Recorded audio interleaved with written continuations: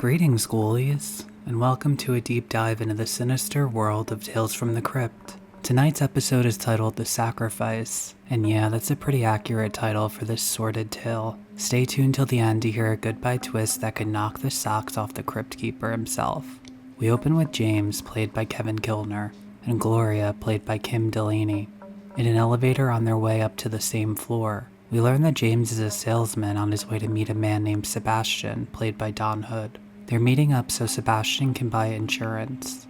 In true rich guy fashion, Sebastian hardballs the salesman into giving him 30% off the salesman's commission. The woman that James was eyeballing on the elevator comes in. She's the wife of the penny-pinching tycoon.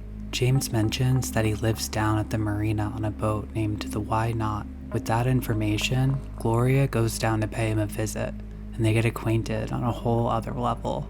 They're very shady, not only for cheating on her husband, but they take it a notch further and find themselves planning Sebastian's not-so-accidental demise. Gloria is unsure that they should take that direction, but James seems all in, adding that she's everything he wants in a woman. So the following evening, Sebastian welcomes him back into his home to settle their business, and they decide to have champagne out on the balcony.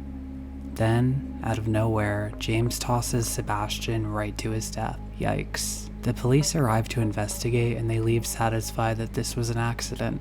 James and Gloria celebrate their victory. They have a plan and everything is going great until the doorbell rings. Who could it be? It's none other than James' boss, Jerry, played by Michael Ironside.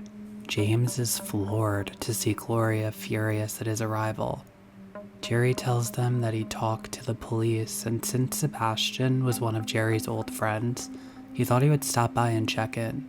We learn that Jerry and Gloria used to be friends, but not anymore. They had a falling out because Jerry is obsessed with her. It turns out that Jerry bought a little place across from Gloria's home just to spy on her. Can you see where this is going? Jerry has photographs of James throwing Sebastian off the ledge. Well, Jerry doesn't want money. He wants to share Gloria. He'll take her from dusk till dawn, and James can have her the rest of the time. They're in a tough spot, so there's really no negotiating. It's either this or they rot in jail for life, so Gloria takes one for the team. For 3 long months, they make do with the hand they were given. Gloria looks defeated and weak. She tells us about the sick fantasies she's forced to experience with Jerry. They have sex while randoms from the supermarket watch them. Not to yuck anyone's yum, but Gloria doesn't like it. One night, when Gloria comes home, she looks everywhere for James. He's not there, so she goes to his houseboat and finds him ODing in his bed. He tells her to read the note in his hand. He confesses to killing Sebastian in the letter. Gloria burns the note and forces his eyes closed and then exits to Jerry's Mercedes. They were in love this whole time. They speed away into the sunset, happily ever after. While this episode wasn't completely horror-filled, I still very much enjoyed it. It was a fun twist. They get away with the tycoon's millions, and everything is resolved one way or the other.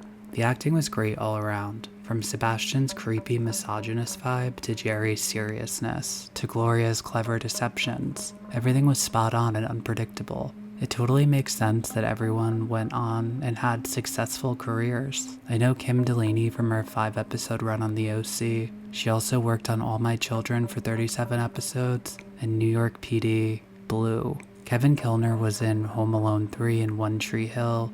Don Hood is known for his roles in The Toy and Runaway Jury.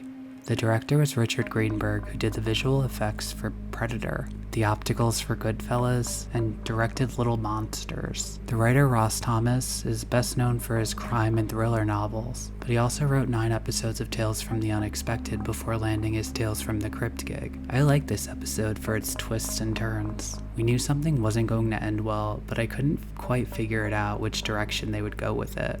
So bravo for keeping me glued to the screen. Overall, I'd rate this one a 7.5 out of 10. It's good noir horror fun. Having the villains win is a bit unsettling. In life, this happens frequently, but in horror, we expect justice. Tales from the Crypt is top-notch at exploring relationships with financial incentives and showing us how easily deceptive people can trick us out of our hard-earned money. In the world of Tales from the Crypt, It's best never to trust someone to do the right thing. Stories like this instill unnecessary paranoia about other people and their motives. The dark themes such as seduction, sacrifice, greed, and domination can surely be encountered in real life, but they're far rarer than these stories make them seem. At least I hope so. Did you like this genre-bending tale? I did.